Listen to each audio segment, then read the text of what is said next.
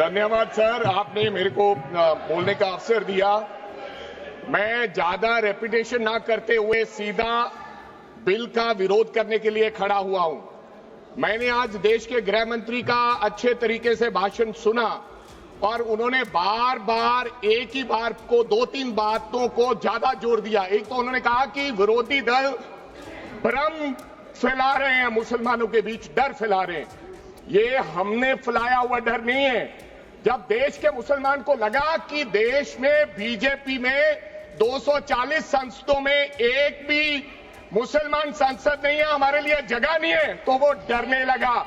जब आपने कब्रिस्तान की बात की, आपने शमशान घाट की बात की, तो वो डरने लगा। जब गोधरा हुआ, जब मुजफ्फरनगर हुआ, जब दिल्ली हुआ, जब हरियाणा मेवात में दंगे हुए, तो देश का मुसलमान डरने लगा। और फिर क्या कहा गृह मंत्री साहब ने? आज गृह मंत्री साहब ने कहा कि 2013 का बिल अगर नहीं आता, यूपीए नहीं लेकर आती, तो आज इस बिल की जरूरत नहीं थी। क्यों बिल लाए? क्योंकि आपको पता चल गया कि देश का मुसलमान हमारा साथ नहीं दे रहा।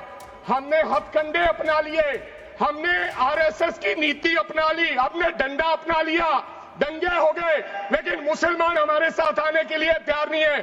फिर आपको पता चला, आपने एक और आंकड़ा दिया, आपने कहा 1913 से 2013 तक केवल 18 लाख मुसलमानों का जमीन था और 2013 से अब तक 21 लाख और हो गया, यानी कि 39 लाख टोटल जमीन हो गया। तो आपको किसी ने समझाया मुसलमान को अगर आपके बस में करना है, ये आरएसएस की नीति नहीं अपनाएगा जितनी देर आप इनकी सांस प्रणाली बंद नहीं करोगे, अगर वक्फ बोर्ड नहीं छीनोगे, अगर जमीनें नहीं छीनोगे, तब तक मुसलमान आपके सामने झुकने वाला नहीं है।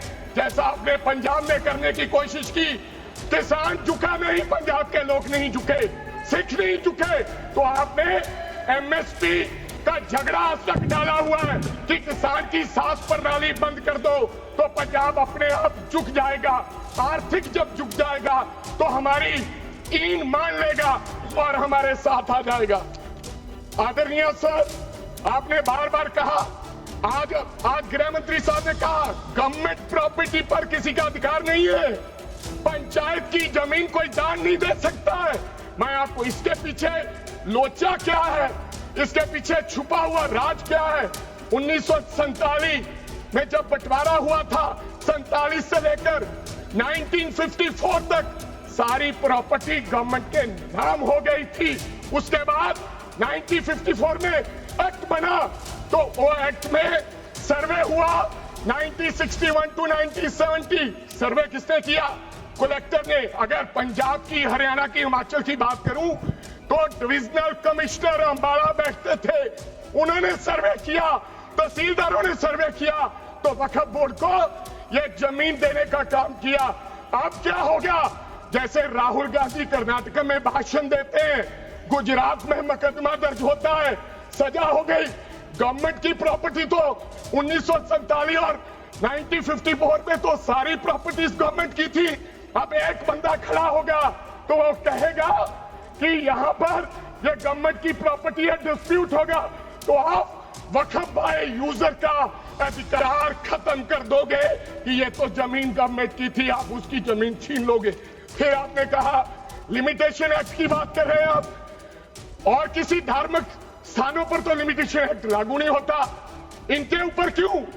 आप जानबूझकर इनको अपनी लात के नीचे से दबाना चाहते हो, इनकी छाती पर चढ़ना चाहते हो, जानबूझ के मुसलमान को मारना चाहते हो, जानबूझ के इस देश में मिनॉरिटीज को खत्म करना चाहते हो। इसको एक्सपांस कर देना, जानबूझ के मारना चाहते हैं मुसलमान को, फिर और लोगों पे होगा। और लास्ट आपने कहा प्रैक्टिसिंग मुस्लिम, एक आपने और कंडीशन लगा दी लास्ट कि 5 साल प्रैक्टिस मुस्लिम होना चाहिए, वो दान दे सकता है।